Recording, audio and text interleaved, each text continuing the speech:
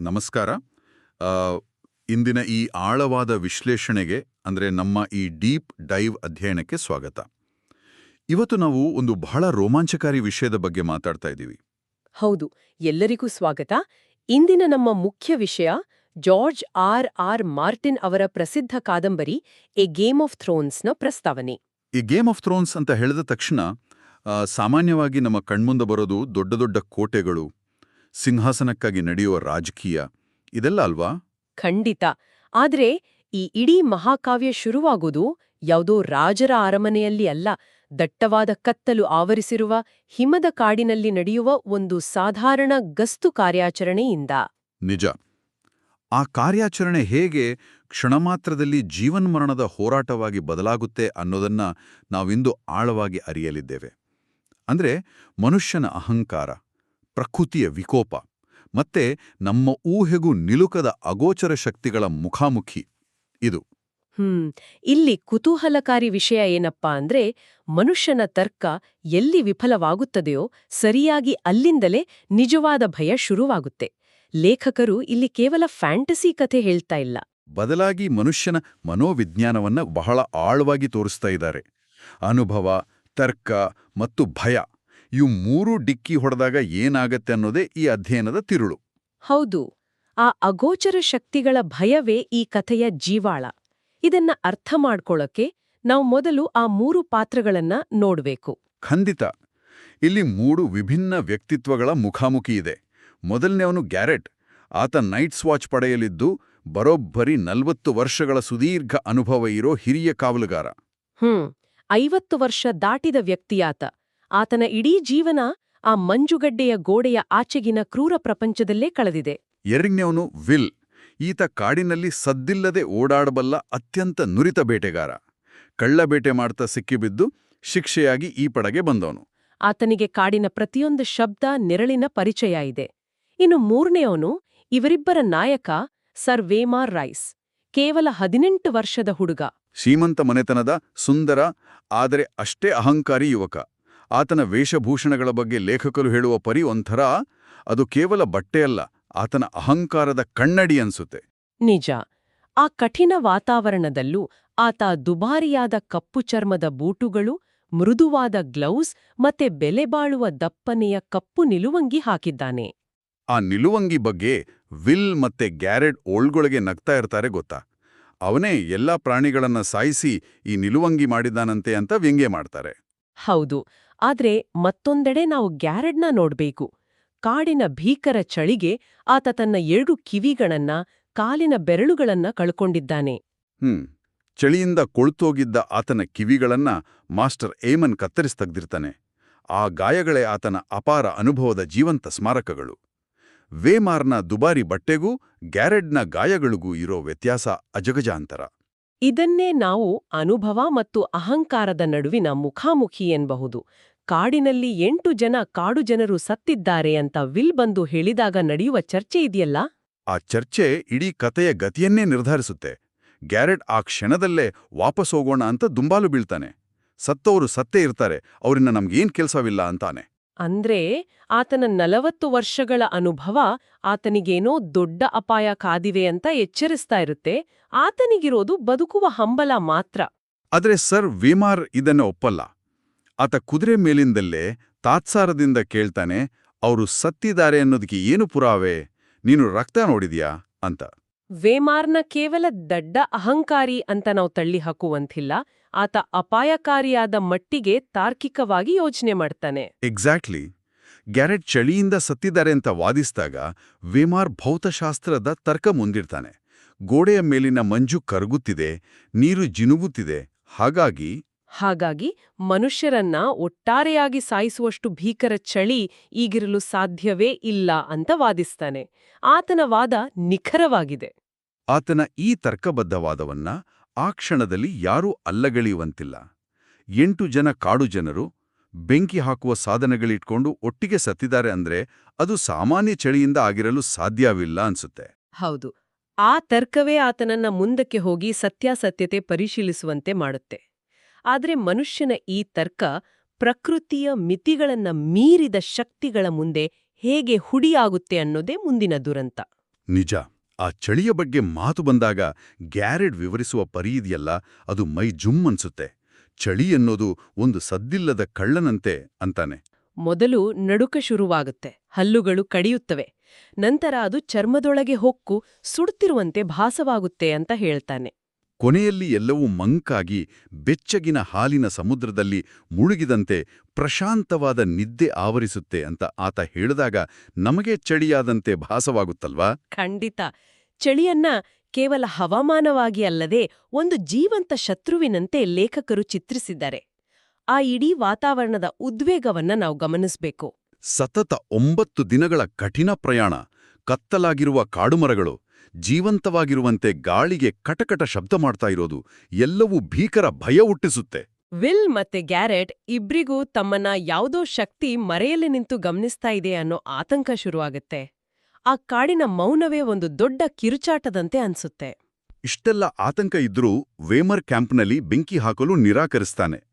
ಶತ್ರುಗಳಿಗೆ ನಮ್ಮ ಜಾಗ ಗೊತ್ತಾಗಬಾರ್ದು, ಬೆಂಕಿ ಹಾಕಿದ್ರೆ ನಮ್ಮ ಗುಟ್ಟು ರಟ್ಟಾಗತ್ತೆ ಅನ್ನೋದು ಆತನ ತರ್ಕ. ಗ್ಯಾರೆಟ್ ಎಷ್ಟೇ ಬೇಡ್ಕೊಂಡ್ರೂ ಆತ ಒಪ್ಪಲ್ಲ. ಈ ನಿರ್ಧಾರ ಪರಿಸ್ಥಿತಿಯನ್ನ ಮತ್ತಷ್ಟು ಬಿಗಡಾಯಿಸುತ್ತೆ. ಬೆಂಕಿ ಕೇವಲ ಉಷ್ಣತೆಯಲ್ಲ, ಅದು ಮನುಷ್ಯನಿಗೆ ಧೈರ್ಯ ನೀಡುವ ನಾಗರಿಕತೆಯ ಸಂಕೇತ. ಅದನ್ನೇ ಆತ ನಿರಾಕರಿಸ್ತಾನೆ. ಕತ್ತಲೆಯಲ್ಲಿ ಆ ಭಯಾನಕ ಚಳಿಯಲ್ಲಿ ಅವರು ಆ ಕ್ಯಾಂಪ್ಗೆ ಹಿಂದಿರುಗಿದಾಗ ವಿಲ್ ಬೆಚ್ಚಿ ಬೀಳ್ತಾನೆ. ತಾನು ಬೆಳಿಗ್ಗೆ ನೋಡಿದ ಆ 8 ಶವಗಳು ಈಗ ಅಲ್ಲಿ ಇರೋದಿಲ್ಲ. ಎಲ್ಲವೂ ಮಾಯವಾಗಿರ್ತವೆ. ರಕ್ತದ ಕಲೆಗಳಿಲ್ಲ, ಹೆಜ್ಜೆ ಗುರುತುಗಳಿಲ್ಲ, ಕೇವಲ ಖಾಲಿ ಜಾಗ. ಆ ಕ್ಷಣದಲ್ಲಿ ವಿಲ್ನ ಹೃದಯವೇ ನಿಂತೋದಂತಾಗುತ್ತೆ. ತನ್ನನ್ನು ರಕ್ಷಿಸಿಕೊಳ್ಳಲು ಆತ ಭಯದಿಂದ ನಡುಗುತ್ತಾ ಎತ್ತರವಾದ ಮರದ ಮೇಲೆ ಹತ್ತುತ್ತಾನೆ. ಇಲ್ಲಿಂದ ಕಥೆ ಮಾನವನ ತರ್ಕದ ಮಿತಿ ದಾಟಿ ಅತಿಮಾನುಷ ಭಯದತ್ತ ಸಾಗತ್ತೆ. ಅದೇ ಮರದ ಮೇಲಿಂದ ಆತ ಮೂಡುವ ದೃಶ್ಯ ಇಡೀ ಕಥೆಯ ಗತಿಯನ್ನೇ ಬದಲಾಯಿಸುತ್ತೆ. ಕತ್ತಲೆಯಿಂದ ಶ್ವೇತವರ್ಣದ ಆ ದುಷ್ಟಶಕ್ತಿಗಳ ಅಂದ್ರೆ ಅದರ್ಸ್ ಜೀವಿಗಳ ಆಗಮನವಾಗುತ್ತೆ. ಅದರ ಚಿತ್ರಣ ಎಷ್ಟೊಂದು ವಿಲಕ್ಷಣವಾಗಿದೆ ಅಲ್ವಾ? ಮಂಜುಗಡ್ಡೆಯಂತೆ ಬೆಳ್ಳಗಿರುವ ದೇಹ, ಹಳೆಯ ಮೂಳೆಗಳಷ್ಟು ಗಟ್ಟಿಯಾದ ಆಕಾರ, ಅದರ ಕವಚ ಯಾವುದೇ ಲೋಹದ್ದಲ್ಲ, ಹೊಸದಾಗಿ ಬಿದ್ದ ಹಿಮದಂತೆ, ನೀರಿನ ಮೇಲೆ ಬೀಳುವ ಚಂದ್ರನ ಬೆಳಕಿನಂತೆ. ಕ್ಷಣ ಕ್ಷಣಕ್ಕೂ ಬಣ್ಣ ಬದಲಾಯಿಸ್ತಿರುತ್ತೆ. ಇದು ಪ್ರಕೃತಿಯ ನಿಯಮಗಳಿಗೆ ವಿರುದ್ಧವಾದ ಒಂದು ಜೀವಿ. ಕಾಡಿನ ಹಿನ್ನೆಲೆಗೆ ವಿಲೀನವಾಗುವ ಕ್ಯಾಮೋಫ್ಲಾಜ್ ತಂತ್ರಜ್ಞಾನ ಅದರಲ್ಲಿದೆ.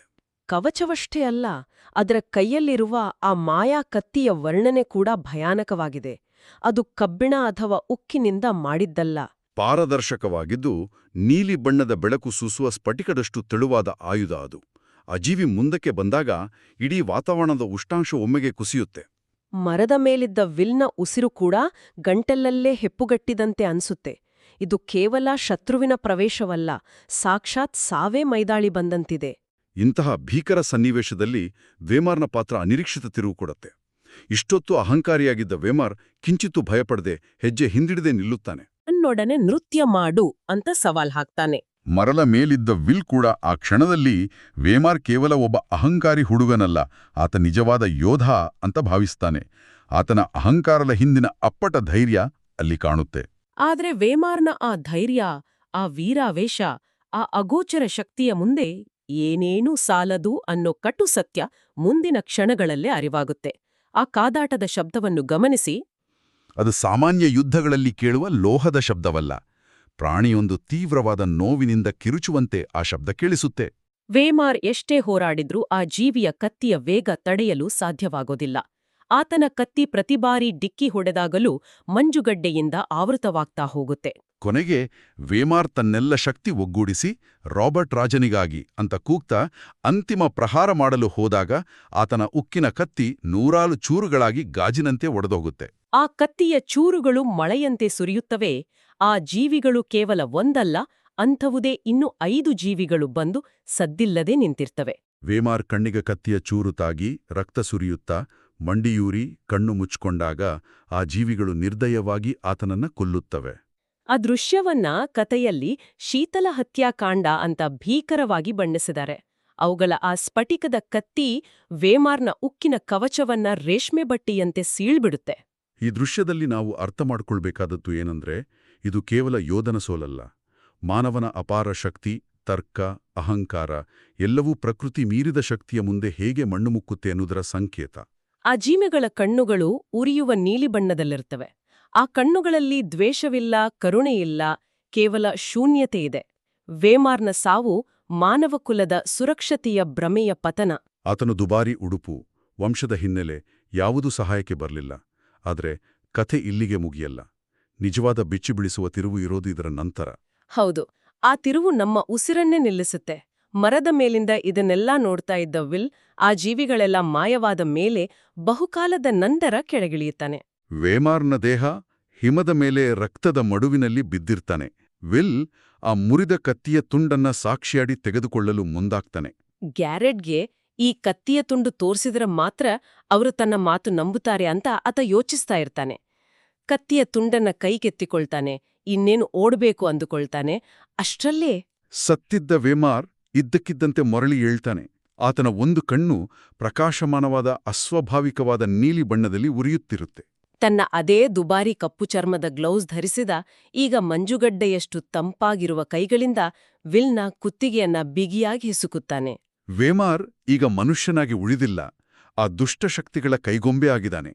ತನ್ನದೇ ನಾಯಕ ಸಾವಿನಿಂದ ಎದ್ದು ಬಂದು ಕೊಲ್ಲುತ್ತಿದ್ದಾನೆ ಅನ್ನೋ ವಾಸ್ತವ ವಿಲ್ನ ಮನಸ್ಸನ್ನ ಛಿದ್ರಗೊಳಿಸುತ್ತೆ. ಕುತ್ತಿಗೆಯನ್ನ ಹಿಸ್ಕುತ್ತಿರುವ ಆ ಕೈಗಳು ರಕ್ತದಿಂದ ಅಂಟಂಟಾಗಿದ್ರೂ ಮಂಜುಗಡ್ಡೆಯಷ್ಟು ತಣ್ಣಗಿರ್ತವೆ. ವಿಲ್ನ ಬಳಿ ಇದ್ದ ಕಾಡಿನ ಜ್ಞಾನ ಆತನನ್ನ ರಕ್ಷಿಸಲು ಸಾಧ್ಯವಾಗಲಿಲ್ಲ. ಎಂತಹ ಉಸಿರುಗಟ್ಟಿಸುವ ಅಂತ್ಯವಿದು! ಈ ಇಡೀ ಘಟನೆ ನಮಗೆ ಏನನ್ನ ಎಚ್ಚರಿಸುತ್ತೆ ಅನ್ನೋದನ್ನ ನಾವು ಗಂಭೀರವಾಗಿ ಗ್ರಹಿಸಬೇಕು. ನಮ್ಮ ಕಣ್ಣಿಗೆ ಕಾಣುವ ಜಗತ್ತಿನಾಚೆಗೆ ಅಗಾಧವಾದ ಅಪಾಯಗಳು ಅಡಗಿವೆ. ಮನುಷ್ಯನ ಆತ್ಮವಿಶ್ವಾಸ, ತಾರ್ಕಿಕ ಬುದ್ಧಿ, ಪ್ರಕೃತಿ ಮೀರಿದ ಶಕ್ತಿಗಳ ಮುಂದೆ ಹೇಗೆ ಅಸಹಾಯಕವಾಗಿ ವಿಫಲವಾಗುತ್ತವೆ ಅನ್ನೋದಕ್ಕೆ ಇದೊಂದು ಸಾಕ್ಷಿ. ವಿಲ್ನ ಕೌಶಲ್ಯವಾಗಲಿ, ವೇಮಾರ್ನ ಧೈರ್ಯವಾಗಲಿ, ಗ್ಯಾರೆಡ್ನ 40 ವರ್ಷಗಳ ಅನುಭವವಾಗಲಿ ಸಹಾಯಕ್ಕೆ ಬರಲಿಲ್ಲ. ಹಾಗಾದ್ರೆ ಲೇಖಕರು ನಮಗೆ ಕೊಡ್ತಾ ಇರೋ ಅತಿ ದೊಡ್ಡ ಸಂದೇಶವೇನು? ಈ ಅಧ್ಯಾಯದ ಕೊನೆಯಲ್ಲಿ ನಮಗೆಲ್ಲರಿಗೂ ಒಂದು ಪ್ರಚೋದನಾತ್ಮಕ ಚಿಂತನೆ ಮೂಡುತ್ತೆ. ಅತ್ಯುತ್ತಮ ಯೋಧರು, ಅಪಾರ ಅನುಭವವಿರುವ ಕಾವಲುಗಾರರೇ ಆ ಶೀತಲ ಶಕ್ತಿಗಳ ಮುಂದೆ ಕ್ಷಣಮಾತ್ರದಲ್ಲಿ ಮಣ್ಣು ಮುಕ್ಕುವಾಗ ತಮ್ಮದೇ ಆದ ಸಣ್ಣಪುಟ್ಟ ರಾಜಕೀಯ ಮೇಲಾಟಗಳಲ್ಲಿ, ಸಿಂಹಾಸನದ ಆಸೆಗಳಲ್ಲಿ ಮುಳುಗಿರುವ ಇಡೀ ಪ್ರಪಂಚ ಉತ್ತರದಿಂದ ಸದ್ದಿಲ್ಲದೆ ಬರ್ತಾ ಇರೋ ಈ ಬೃಹತ್ ಚಳಿಗಾಲದ ಅಪಾಯವನ್ನ ಭವಿಷ್ಯದಲ್ಲಿ ಹೇಗೆ ತಾನೇ ಎದುರಿಸಿತು? ಇದು ಈ ಕಥೆಗೆ ಮಾತ್ರವಲ್ಲ, ನಮ್ಮ ನೈಜ ಪ್ರಪಂಚಕ್ಕೂ ಅನ್ವಯಿಸುವ ಪ್ರಶ್ನೆ. ಮನುಷ್ಯರು ತಮ್ಮ ಪ್ರತಿಷ್ಠೆಯ ಜಗಳಗಳಲ್ಲಿ ಬ್ಯುಸಿಯಾಗಿರುವಾಗ ಮಾನವ ಕುಲವನ್ನೇ ಅಳಿಸಿ ಹಾಕಬಲ್ಲ ಮಹಾಶಕ್ತಿ ಹೆಜ್ಜೆ ಹಾಕ್ತಾ ಇದೆ ಅನ್ನೋ ಅರಿವೇ ಅವರಿಗಿಲ್ಲ. ಕಣ್ಣಿಗೆ ಕಾಣುವ ಶತ್ರುವಿಗಿಂತ ಕಡೆಗಣಿಸಲ್ಪಟ್ಟ ನೈಸರ್ಗಿಕ ಶತ್ರು 100 ಪಟ್ಟು ಅಪಾಯಕಾರಿ. ನಾವು ನಮ್ಮದೇ ಸಣ್ಣ ಪ್ರಪಂಚದ ಭ್ರಮೆಯಲ್ಲಿದ್ದಾಗ ಹೊರಗಡೆ ಬಿಡುಗಾಳಿಯೇ ಸೃಷ್ಟಿಯಾಗ್ತಾ ಇರುತ್ತೆ. ಅದೇ ಈ ಕಥೆಯ ಅತಿ ದೊಡ್ಡ ದುರಂತ ಹಾಗೂ ಭವಿಷ್ಯದ ಎಚ್ಚರಿಕೆ.